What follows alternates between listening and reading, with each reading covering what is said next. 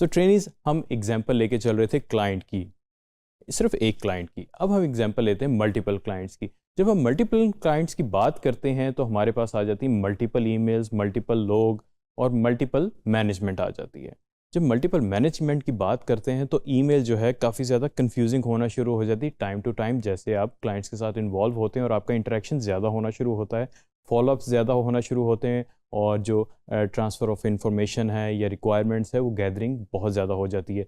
तो आपका इनबॉक्स जो है क्लटर नहीं होता, लेकिन उसमें इतनी ज़्यादा ईमेल्स आना शुरू हो जाती हैं कि आप जो है बाज़ औक़ात मिस कर सकते हैं। तो उस चीज़ को कैसे सेटल किया जाए, कैसे कम किया जाए, आइए देखते हैं आज। सो ट्रेनिंग्स कंटिन्यू करते हैं माइक्रोसॉफ्ट एज ब्राउज़र से। यहाँ पे हमने ऑलरेडी एक ईमेल एड्रेस बनाया हुआ है आउटलुक के ऊपर, इसी को ही हम यूज़ करते हैं। अगर आप नोट करेंगे तो इसमें जो है हमारे पास काफ़ी सारी ईमेल्स आई हैं। कुछ मैंने अपने आप को टेस्ट ईमेल सेंड की हुई हैं, कुछ हमें प्रमोशनल ईमेल्स आई हैं, जो हमने सर्विसेज पे चलाई हैं उनकी ईमेल्स आई हुई हैं। अब ये क्लटर होना शुरू हो गया है। अब आप ये एज्यूम कर लें कि ये मेल्स हैं थाउजेंड्स में, जो कि एक्चुअली होता है, या हंड्रेड्स में, और आपके जो है आपने क्लाइंट की ईमेल ढूंढनी है, तो बहुत ज़्यादा प्रॉब्लम होगा। इसमें अगर आप नोटिस करेंगे तो इसमें फोकस्ड हैं और अदर्स हैं। अब जो है ईमेल बॉक्सेस आपके थोड़े से इंटेलिजेंट हो गए, तो क्या करते हैं कि जो गैर ज़रूरी ईमेल उसको फील होता कि हैं, वो उनको मूव कर देता है अदर्स के अंदर, और फोकस्ड के अंदर नॉर्मली आपके जो क्लाइंट्स हैं जिनका आपका इंटरेक्शन ज़्यादा होता है उनको रखता है। लेकिन इन केस अगर आपको फिर भी ये फीचर अच्छा नहीं लगता या इसकी समझ नहीं आती कि ये आपको फैसिलिटेट कर सकता है, तो हम ऑप्शंस में आते हैं फोल्डर्स पे। अगर आप नोटिस करेंगे तो यहाँ पे जो मेरा ईमेल लिखा हुआ है, इस पर अगर आप क्लिक करें एलिप्सिस पे, ये बटन के ऊपर, और क्रिएट न्यू फोल्डर कर देते हैं। यहाँ पे मैं कर देता हूँ digiskills.pk। अब मैं चाहता हूँ कि digiskills.pk से जो भी मुझे ईमेल आए वो इस फोल्डर के अंदर आए। अब मैं मज़ीद क्या करूँगा, मैं यहाँ पे ऊपर सेटिंग्स पे क्लिक करूँगा, और यहाँ पे हमारे पास मेल के अंदर ऑप्शन होती है रूल्स की, जहाँ पे हम सारे रूल्स बनाते हैं।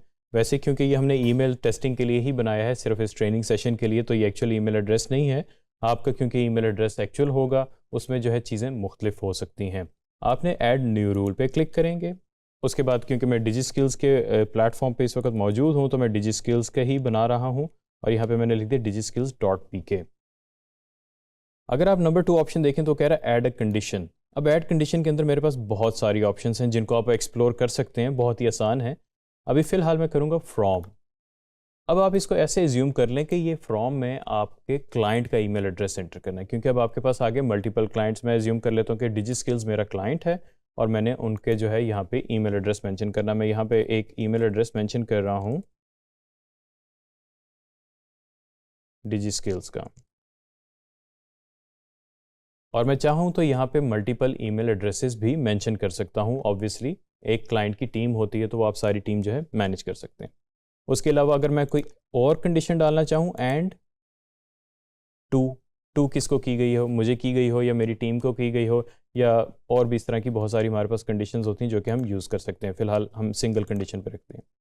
उसके बाद अब मेरे पास तीसरा स्टेप है एक्शन। अब वो पूछ रहे कि करना क्या है। अब मेरे पास है move to, copy to, delete, या जो भी मैं करना चाहता हूँ। अभी फ़िलहाल मैं करूँगा मूव। ये मैंने मूव पे क्लिक किया। अब जो हमने एक फ़ोल्डर बनाया था वो देखें टॉप पे आ गया है।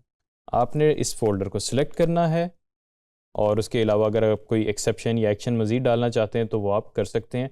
और आप स्टॉप प्रोसेसिंग मोर रूल्स का मतलब है कि अगर आपने पहले से इस स्पेसिफिक ईमेल या डिजिस्किल्स के ऊपर कोई और रूल लगाया है तो उसको स्टॉप कर दे और इस रूल को रन नाउ कर दे। अगर मेरे क्योंकि ईमेल बॉक्स में फ़िलहाल कोई ईमेल नहीं पड़ी हुई, तो मुझे जो है इसके रन करने की ज़रूरत नहीं। अगर आपके पास पहले से ईमेल्स पड़ी हैं तो वो भी ऑटोमेटिकली मूव हो जाएंगी, और आने वाली नई तमाम ईमेल जो कि इस ईमेल से आई हैं वो ऑटोमेटिकली मूव हो जाएंगी। फ़िलहाल मैं इसको अनचेक करता हूँ और मैं सेव कर देता हूँ, और ये मेरा रूल एक्टिव हो गया है। इसको आप चाहें तो डिसेबल भी कर सकते हैं फॉर द टाइमिंग अपनी ज़रूरत के मुताबिक, और ऑन भी कर सकते हैं, और आप मल्टीपल रूल्स भी बना सकते हैं। पर क्लाइंट बनाया करें, आपको बहुत फ़ायदा होगा।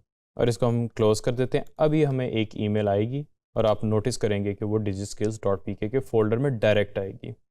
अब आपने नोटिस किया होगा, जैसे मैंने बताया, कि यहाँ पे जो है काउंट इसका चेंज हो गया, digiskills.pk के आगे 1 आ गया है। और अगर आप नोट करें तो मेरे पास ये ईमेल आ गई है। जो मैंने ईमेल एड्रेस सेट किया था वहाँ से मुझे एक ईमेल आ गई है, ऑटोमेटिकली मूव हो गई है। ये आपको फ़ायदा होता है रूल्स लगाने का। इसी तरह जीमेल के अंदर भी इसी तरह रूल्स हैं, उनको लेबल्स कहते हैं, और हर ईमेल क्लाइंट जो है इस तरह रूल्स ज़रूर देता है। इनको यूज़ करें ताकि आपकी एफिशिएंसी ज़्यादा अच्छी हो और आपकी ईमेल्स जो हैं वो गुमे नहीं। और इसमें एक और चीज़ है, फॉर इंस्टेंस आपको ईमेल आ गई है और आपको पता है ये ईमेल की इम्पोर्टेंस ज़्यादा है, फिर इसको हम आउटलुक के अंदर फ्लैग करते हैं और जीमेल के अंदर स्टार लगाते देते हैं उसको, उससे पता चल जाता है कि ये इंपॉर्टेंट ईमेल है, इसको हमने जो है रीयूज़ करना है, या इसका कंटेंट हमें चाहिए, या हमें ये ज़रूरत पड़ सकती है। तो इसका बड़ा सिंपल सा तरीका है, अगर इसके ऊपर आप होवर करें ईमेल के ऊपर तो आप देखेंगे कि मार्क एज अनरेड और उसके साथ आ रहा है फ्लैग दिस मैसेज। जब मैं इसको फ्लैग करूँगा तो इसका जो है कलर चेंज हो जाएगा, जितनी भी ईमेल्स आई होंगी उनमें ये नुमाया मुझे फील होगी। फॉर इंस्टेंस हम रैंडम ईमेल को कर लेते हैं, ये मैंने इसको फ्लैग कर दी, देखें बाकी सारी ईमेल्स का अलग कलर है, यहाँ पे ये हाईलाइटेड है, इसका मतलब है कि ये इंपॉर्टेंट ईमेल है किसी भी वजह से, और यहाँ पे जब मैं इस पर क्लिक करूँगा तो ये फ्लैग लिखा आ जाएगा। तो ये आपको आइडेंटिफाई करने में आसानी होती है कि कौन सी ईमेल इंपॉर्टेंट है, या हाई प्रायोरिटी की है या लो प्रायोरिटी की है। सो ट्रेनिंग्स हमने देखा कि हम अपने ईमेल्स को कैसे वेल मैनेज कर सकते हैं। तो अभी मैं आपसे कहूँगा कि फौरी तौर पे अपने क्लाइंट्स या प्रोजेक्ट के हिसाब से फ़ोल्डर्स बनाएं अपने इनबॉक्स के अंदर, और उन फोल्डर्स के ऊपर रूल्स लगाएं ताकि आपके जितने भी क्लाइंट्स हैं उनकी ईमेल सेपरेट होके अलाइन तरीके से आपके पास आ जाएं, और इससे आपको बहुत ज़्यादा फ़ायदा होगा। एक्सरसाइज करें और मुझे ज़रूर फीडबैक दें कि आपको कितना फ़ायदा हुआ है। Thank you very much.